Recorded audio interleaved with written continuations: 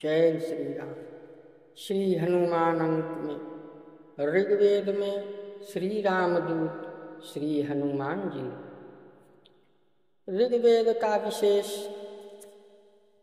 परिशीलन करने पर और भी पता चला कि वेद में प्रयुक्त अपाम नपात शब्द का साधारण प्रतिपाद्य देव हनुमान ही है।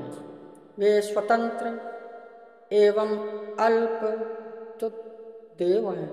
इनके दो सूक्त हैं। इन सूक्तों में अपाम नपात शब्द बहुशा प्रयुक्त है। अपाम नपाम शब्द है का अर्थ है आकाश का, नपता पौत्र, अप शब्द अंतरिक्ष आकाश का वाचक है। निघट्टू में आपह शब्द अंतरिक्ष नामों में प्रसिद्ध है। अंतरिक्ष आकाश आपह। सृष्टि प्रकरण की दृष्टि से आकाशाद वायु, श्रुति के अनुसार आकाशात्मज वायु के तनय भगवान हनुमान ही हैं। वेद ने इसी गूढ़ अभिप्राय से उनके लिए अपाम नपात शब्द का प्रयोग किया है। अपाम नपात शब्द की स्पष्ट व्याख्या भी उसी सूक्त 11-14 मंत्रों में क्रमशः नप तुरप आपो नप वे इन शब्दों की द्वारा की गई है।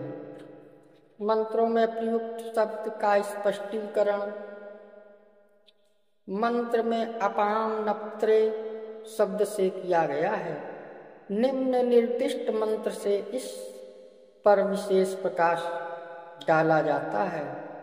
हिरण्य रूपा सा हिरण्य संगपाम नपात से दुहिरण्य वर्णा हिरण्यात् परियोने निषद्ध्या हिरण्यदादत्यन्नमस्मै।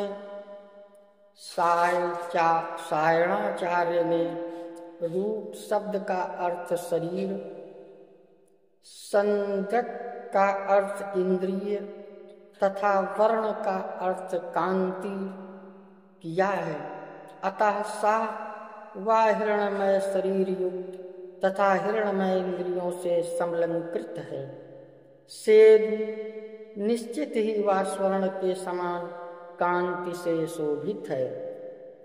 जो अपाम नपात देव हैं वह स्वर्णमय स्थान तेजोमय सूर्यमंडल से ऊपरी, दूसरे शब्दों में स्वर्णमय सूर्यमंडल के ऊपर निषद्ध स्थित आसीन होकर राजते शोभित हो रहा है।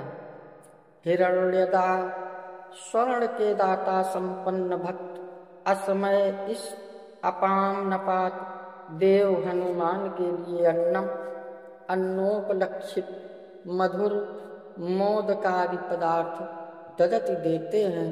तात्पर्य उन्हें मोद आदि का भोग लगाते हैं।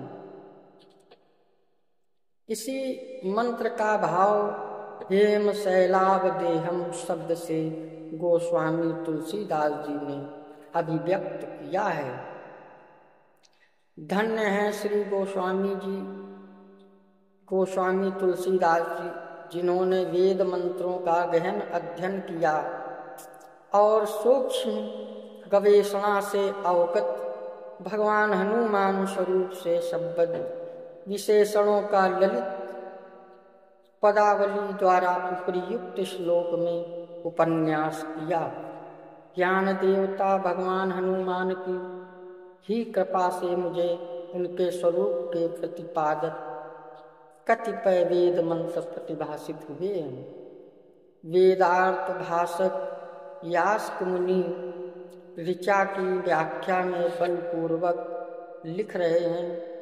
कमन्यम मध्यम देव मवच्छत। इस मंत्र में मध्यम देव से अतिरिक्त और किस देव का मंत्र दृष्टा ऋषि वर्णन करेगा। अर्थात ऋग्वेद के सभी मंत्रों में मरुद्धि रक्त आ गई वाक्य से मध्यम देव अर्थात मध्यम स्थान वायु संबद्ध का ही उल्लेख मानना होगा। निरुक्त का सिद्धांत है कि मुख्य देव 3 हैं, अन्य देव उनके विभूषित परिवार अथवा उन्हीं के संकल्प प्रसूत विशेष रूप हैं।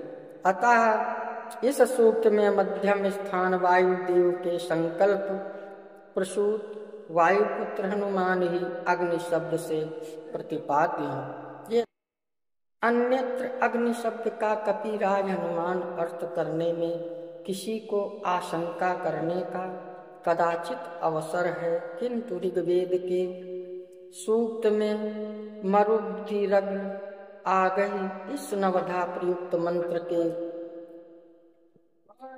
अंतिम वाक्य में प्रयुक्त अग्नि शब्द का अर्थ मध्यम स्थान वायु से संबद्ध वायुपुत्र हनुमान ही प्रकरणानुसार गृहीत होगा। अतएव निघट्टु में अग्नि शब्द पुनः प्रयुक्त हुआ। पार्थिव अग्निवाचक अग्नि शब्द पहले ही निर्दिष्ट है, अतः यहाँ पार्थिव अग्नि के ग्रहण की आशंका शक्य नहीं है। वेद मंत्र प्रमाणाढ्यो लेखोऽयं हनुमत्पराः तत्प्रसाद समुद्ध भूताः समेषां तनुतां मुदम्।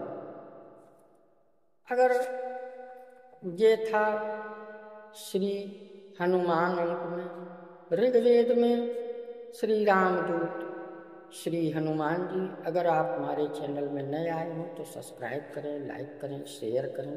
जय श्री राम।